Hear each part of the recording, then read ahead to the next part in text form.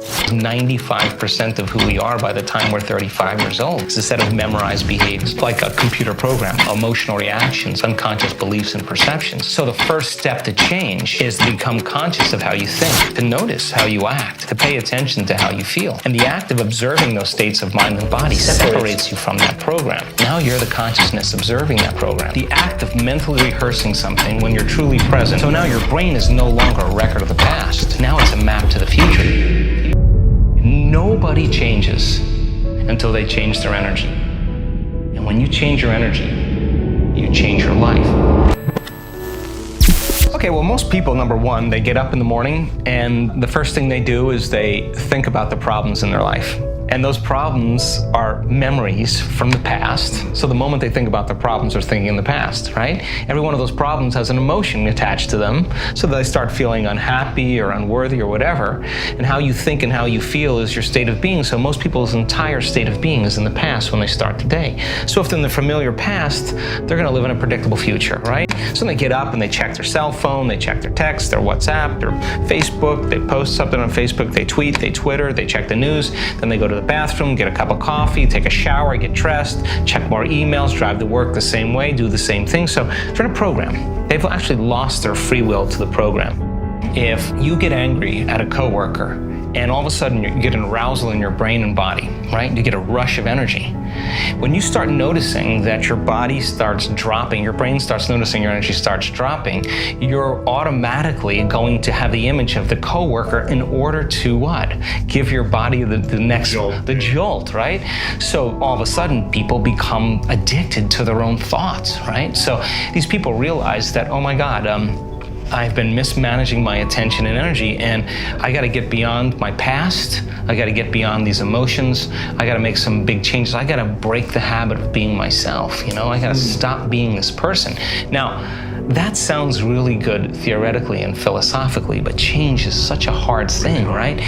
Because the moment you come back to your senses and you step back into your life and you see that person, or you go to that place, or you're with that experience, so many people are unconsciously reacting in their thoughts and feelings to everything in their environment. So now their environment is controlling how they think and feel. So they realize that in order to change, you gotta change the environment. They gotta be greater than their environment, greater than the conditions in the world, greater than the circumstance. Because the moment you start reacting emotionally, emotions are a record of the past. And if those emotions are driving your thoughts, you're thinking in the past. And if you can't think greater than how you feel, and you believe your thoughts have something to do with your destiny, you're creating more of your past, right?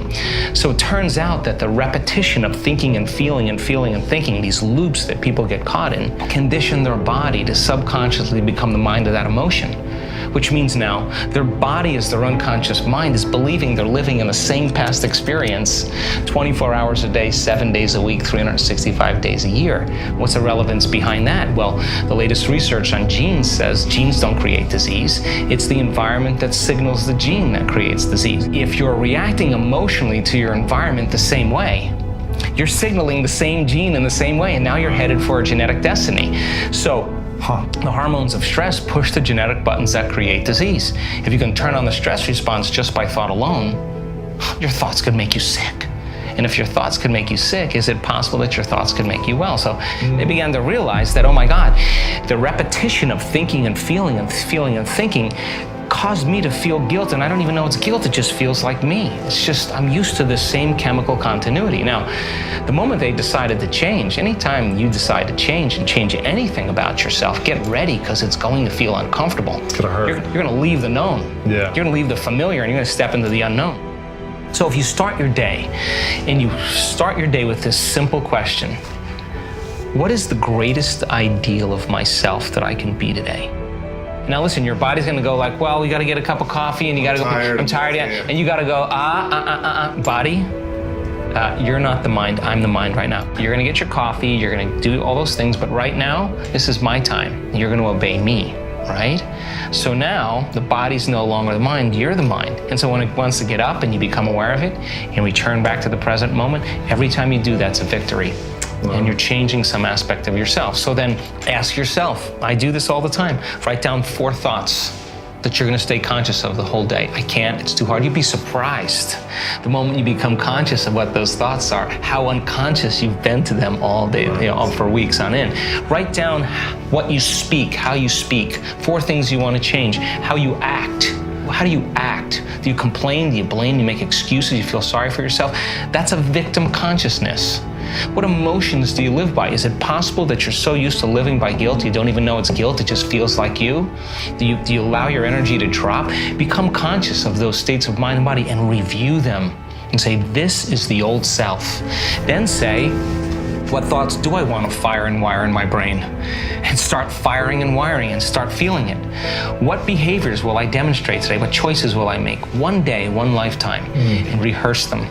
Rehearse the whole entire thing. Begin to install the neurological hardware in your brain. And if you keep installing it, the hardware is going to become a software program, and you're going to start thinking and acting that way. And then here's the tough part. Can you teach your body emotionally what your future is going to feel like before it's made manifest?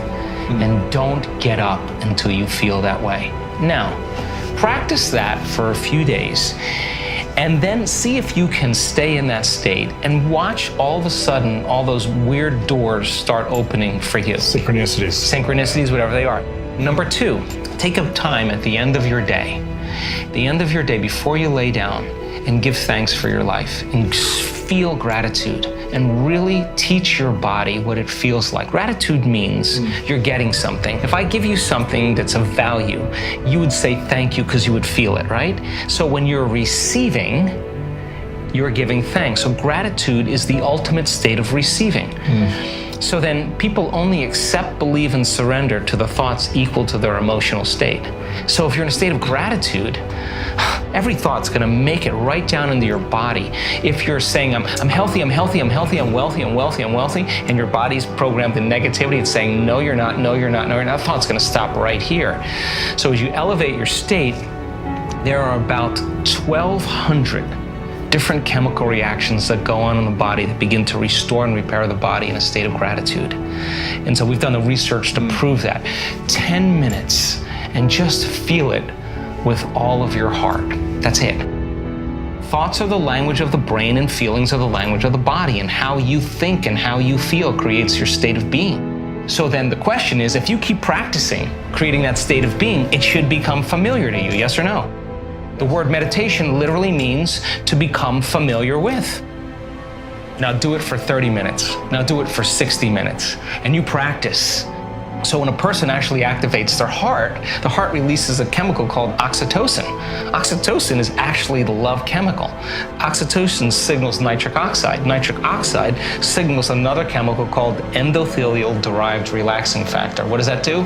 Causes the vessels in your heart to swell. You will literally have energy in your heart. You will literally feel like your heart is full. Now, once you have that feeling, you're not going to want to trade that feeling for anyone or anything. You're going to say, why would I judge that person? If I judge that person, I'm going to lose this feeling. We are the creators of our lives and not the victims of our lives. And that taking time in your life to invest in yourself is to invest in a future. And when you invest in yourself, you invest in your future. And when you believe in yourself, you believe in possibility.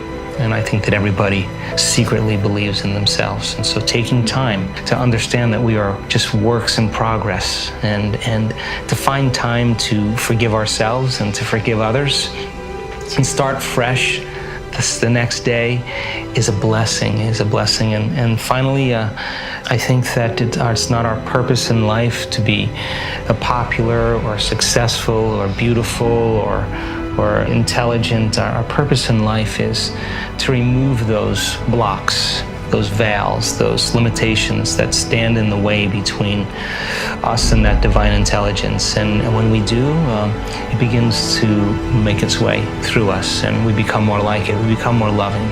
It is a loving intelligence. We become more giving. It's a giver of life. We become more conscious. It's a consciousness.